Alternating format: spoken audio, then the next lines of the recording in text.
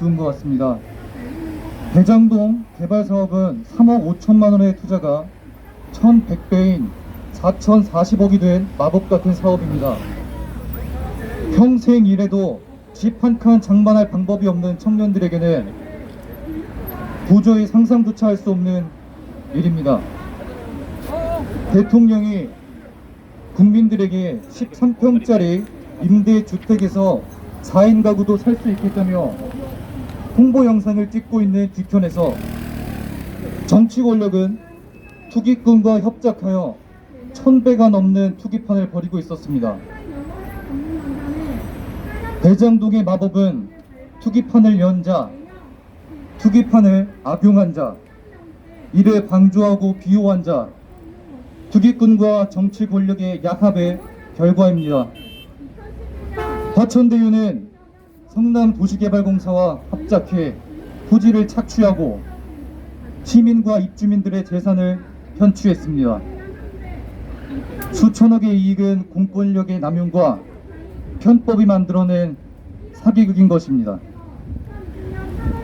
화천대유 측은 이 와중에 부동산 호재가 천운이었다며 문재인 정부에 감사한다는 말까지 합니다. 정부의 부동산 정책 실패로 하루아침에 벼락거지가 된 국민들 앞에, 평생을 죽도록 일해도 전세금조차 마련할 방법이 없는 청년들 앞에, 임대차 3법으로 살 집을 구하지 못해 외곽으로 밀려나는 서민들 앞에, 비리와 편법으로 수천억을 챙긴 자들의 뻔뻔함은 분노를 넘어 절망으로 국민들을 밀어넣었습니다. 더욱이 황당한 것은 이러한 사기극이 대장동에서만 벌어진 것이 아니라는 사실입니다. 위례 신도시, 성남 백현지구, 화성 동탄, 김포 등 경기도 곳곳에서 터져나온 비리 의혹들은 모두 같은 특징을 가집니다. 공권력을 악용해 지주들의 사유재산권을 짓밟고 토지를 싸게 공적 매입하여 민간 시행사가 이를 사적 매수하게 해 투자자의 폭리를 유도했다는 점입니다. 우리는 아직도 밝혀지지 않은 전국의 개발 비리를 전수조사할 것을 강력히 요구합니다.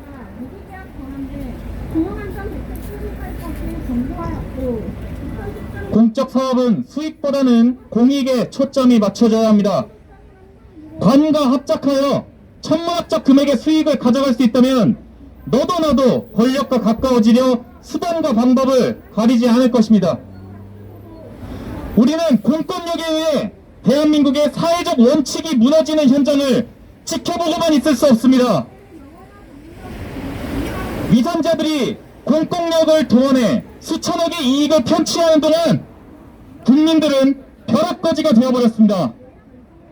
끝도 없이 치솟는 부동산 가격은 내 집 마련의 꿈을 앗아갔습니다. 국민의 꿈을 판돈으로 사기 도박을 벌인 부당한 권력을 우리의 손으로 반드시 퇴출시켜야 합니다. 이에 국민의당 청년위원회, 미래대한행동, 신전대협, 한국대학생포럼, 공정과 상식은 공동대책위원회를 출범하여 비리로 얼룩진 부패 권력과의 싸움을 시작합니다. 우리들의 요구사항은 다음과 같습니다. 하나, 우리는 국정감사에서 개발비리 관련자들을 전원 소환하고 모든 진상을 국민들 앞에 낱낱이 밝힐 것을 촉구한다. 둘, 우리는 대장동 게이트를 시작으로 전국의 산지에 있을 개발비리에 대한 전수조사를 촉구한다. 3. 우리는 개발비리와 관련된 공기업, 지자체, 민간업체에 대한 수사기관의 철저한 수사와 처벌을 촉구한다. 우리는 내일부터 서울과 경기 지역을 순회하며 절망과 분노에 휩싸인 국민들과 만날 것입니다. 공정사회를 바라는 국민 한 사람 한 사람의 영혼을 모아 국민의 힘으로 불법 투기 세력을 응징하고 정의가 살아있는 나라, 노력한 만큼 보상받는 나라를 만들어 갑시다. 우리는 여야를 막론하고 모든 부패 권력과 비리를 척결하는 것이 대한민국 정상화의 첫걸음이라고 판단하고 대선을 넘어 개발 비리 완전 해결의 그날까지 끝까지 싸울 것입니다.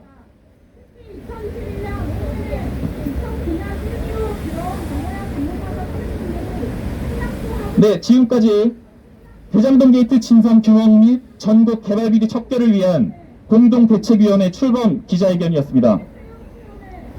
저희는 오늘을 시작으로 전국 그리고 경기도 비리 현장을 돌아다니면서 시민 여러분들과 만나고 그리고 유튜브를 통해 시청자 여러분들과 만날 것입니다. 그래서 오늘 기자회견에서 다 다루지 못한 여러가지 의혹사항들을 여러분들과 함께 나눠보고 이 앞으로의 문제 해결을 위해서 어떻게 행동할 수 있을 것인지 함께 고민해 보려고 합니다. 여러분, 지금 대한민국 모두가 어렵습니다. 특히 청년들은 치열한 입시 과정을 거쳐 대학을 입학하고 그 대학 입학에서 대학을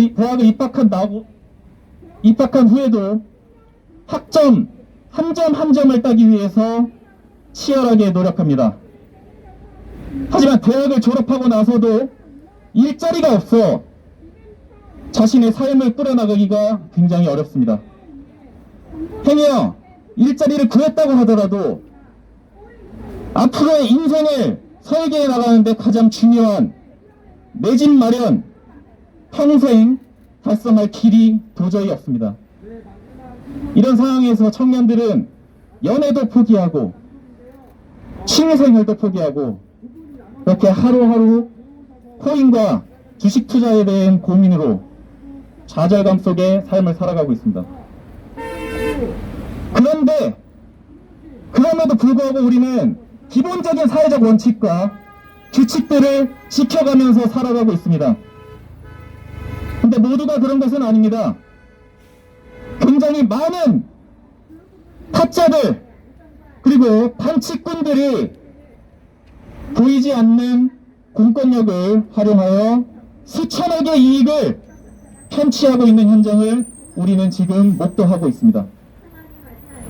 여러분, 타짜나 반칙꾼들이 본인의 기술을 연마한 이후에 가장 먼저 하는 일이 무엇입니까? 심판을 매수하거나 관계자들과 유착하여 자신들의 불법 행위를 방어하는 그런 작업을 하는 것이 그들이 먼저 하는 일입니다. 그리고 지금 그 반칙 행위를 방조하고 방어해 준 세력들이 대한민국 권력 곳곳에 숨어들어 있습니다. 저희들은 이것을 가만히 지켜보고만 있을 수 없습니다. 이러한 대한민국 속에서 우리의 미래를 펼쳐가고 싶지 않습니다. 반드시 바로잡을 것입니다. 끝까지 싸워서 이러한 반칙 행위들이 대한민국에서 근절되는 그날까지 저희는 끝까지 싸워 나가겠습니다. 저희가 앞으로 계획하고 있는 일정들을 소개하면서 오늘의 기자회견 마무리하도록 하겠습니다. 이번 주말 토요일, 일요일을 서울 주요 번화가 서울 버스킹의 일정으로 잡았습니다. 토요일 오후 2시 신천에서 1차 버스킹, 그리고 오후 4시 홍대에서 2차 버스킹을 진행합니다. 그리고 일요일 10월 3일에는 강남역에서 3차 버스킹을 진행하고 오후 4시에는 잠실역에서 4차 버스킹을 진행합니다. 그리고 10월 4일 월요일에는 신전대협의 퍼포먼스로 경기도청 앞에서 일정을 진행하려고 합니다. 그와 동시에 저희 공동대책위원회는 현장 라이브 방송을 진행할 수 있도록 하겠습니다. 그리고 같은 날 월요일 오후 4시에는 화성 동탄 개발 비리 현장에 찾아가 그 현장에서 어떤 일들이 일어나고 있었는지 감사원 자료를 바탕으로 여러분들에게 그 내용들을 소개해드리는 시간 갖도록 하겠습니다. 10월 5일 화요일에는 오후 2시 위례 신도시 현장으로 갑니다. 그리고 같은 날 오후 4시에는 백현지구, 성남 백현지구에서 마찬가지로 라이브 및 버스킹을 진행합니다. 그리고 10월 6일 수요일에는 오후 2시 대장동에서, 그리고 오후 4시 마지막으로 성남시청에서 저희들의 1차 일정을 마무리하려고 합니다. 시청하고 계신 여러분들, 그리고 많은 시민분들께서 관심 가져주시고 응원과 격려의 말씀 나눠주시기를 부탁드리겠습니다. 지금까지 대장동 게이트 진상규명 및 전국 개발 비리 척결을 위한 공동대책위원회 출범 기자회견이었습니다. 참석해주신 여러분들 진심으로 감사드립니다. 공권력을 이용해서 토지를 공적 매입하고 그 다음에 민간 업자를 들여와서 시행사로 들여와서 그 땅을 사적 매수한 이후에 이익을 개인들이 편취했다라는 것이 가장 중요한 사실입니다.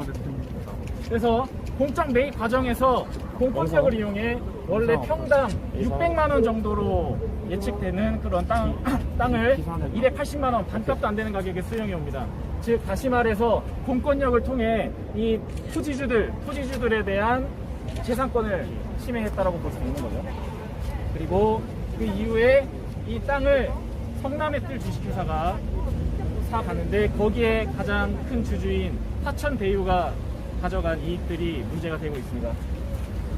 그래서 그 화천대유는 절반 이상의 이익을 가져가는데 그것이 수천억 규모의 청약적 단위로 형성이 되어 있습니다. 그리고 그 자회사인 천화동인부터 해서 각 개인이 적게는 100억, 많게는 1000억에 이르는 금액을 가져갔습니다. 그리고 그 수익률은 1100배, 말도 안 되는 그런 천문학적인 수익을 가져간 상황인 것인데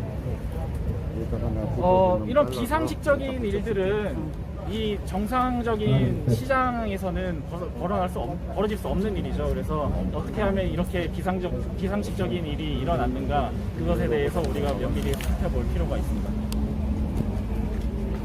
근데 대장동에만 이런 일들이 있었던 건 아니에요. 그래서 보면은 기사가 나왔죠. 대장동 옆에 있는 성남 백현지구에서도 비슷한 틀로 진행이 됐습니다.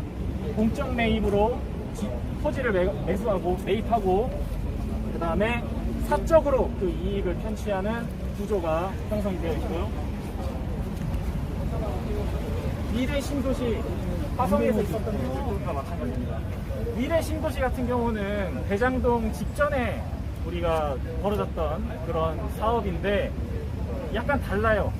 대장동 같은 경우는 성남도시개발공사, 그러니까 관이라고 할 수 있는 거죠. 여기가 50% 이상을 투자를 하고도 수익은 굉장히 적은 금액을 가져가는 구조로 만들었는데 그 직전에 있었던 미래 같은 경우는 5%만 출자해서 50%의 수익을 가져갔습니다. 즉 이재명 지사가 얘기하는 대장동 사업 같은 경우가 굉장히 바람직한 모범적인 사례라고 얘기하는 거는 어불성설이라는 게 그 앞에서 진행했던 미래 신도시를 통해서 알 수가 있는 겁니다. 미래 신도시에서는 더 작은 투자로 반이 더 큰 수익을 가져갈 수 있는 구조가 충분히 가능했음에도 대장동에서는 그것을 반대로 뒤바꾸어서 개인들이 사적으로 이익을 편취해가는 그런 구조를 만들었다는 것입니다. 그래서 이런 미래 신도시 개발을 통해서 실제 여기에 참여한 사업자들이 대장동 사업에 참여한 사람들과 서로 가족관계에 있는 사실을 확인할 수 있습니다. 즉 여기서 미래 신도시에서 먼저 모의고사를 치르고 본 게임을 대장동에서 벌였다라고 우리가 추측해 볼 수 있는 여지가 굉장히 많죠. 그리고 화성시 같은 경우는 감사원에서 감사를 한번 했습니다. 여기서 세 가지 포인트의 문제점들을 발견했는데 첫 번째로 이 공적 매입 과정에서 이 땅을 LH가 소유하고 있었습니다. 근데 이 LH가 소유한 땅을 화성도시공사가 수의계약으로 받아오는데 그리고 이 사업권을 컨소시엄, 즉 민간과 합작해서 진행을 하게 됩니다. 근데 이런 식으로 원래 공영 사업으로 진행을 하려고 했던 것을 이렇게 민간 합작으로 진행을 하게 되려면 사업의 형태가 바뀌는 것이기 때문에 원래 토지주였던 LH에 반드시 전매 목적, 사유, 그리고 변경된 사업 주체를 밝혀줘야 하지만 감사원 감사 결과 이 과정이 생략되어 있었다는 것을 확인할 수 있습니다. 그리고 두 번째로 이 콘소시엄 사업자 선정 과정에 있어서 원래 32개의 평가 항목이 있었습니다. 근데 이것을 중간에 14 항목을 삭제하거나 추가하거나 변경한 사실이 있는데, 감사원에서 변경 전의 기준으로 평가를 해봤을 때는 컨소시엄 B가 선정이 되는 것이지만, 이 14개의 항목이 변경된 이후에는 컨소시엄 A가 선정되는 그런 상황이었습니다. 근데 여기서 중요한 거는 컨소시엄 A의 대표가 누구냐? 국회의원까지 지냈던 민주당의 정치인이라는 사실입니다. 그리고 이 컨소시엄 A 같은 경우는 화성시의 사업을 신청하기 이전에는 문화 사업을 했던 업체였습니다. 즉 부동산과는 아무 상관없는 업체가 화성시 개발 계획 공고 이전에 급격하게 부동산업 업태를 추가하고 어떠한 실적도 없던 상황에서 화성시 사업권을 따내게 된 그런 상황입니다. 그리고 세 번째로 이 지역에 유치원과 상가 분양을 하는데 50억 원이나 싸게 이들에게 구입할 수 있도록 특혜를 줬다라고 이 의혹을 우리가 가질 수 있습니다. 이거는 명백한 배임 행위에 해당되는 것이죠. 그래서 이거는 실제로 수사가 진행되고 있습니다. 그래서 이런 식으로 여러 장소에서 이 대장동 개발 비리 사건과 유사한 그런 구조들이 발견이 되고 있는데, 저희가 이번 기회에 의혹이 생겨나고 있는 각각의 현장들을 방문하면서 실제 여기에 사업이 어떻게 진행됐는가, 우리가 어떤 지점을 의심해 볼 수 있는가, 또 무엇이 문제가 있을 것인가를 함께 찾아보는 그런 시간들 가져볼 수 있도록 하겠습니다. 네, 감사합니다. 고맙습니다. 예, 감사합니다.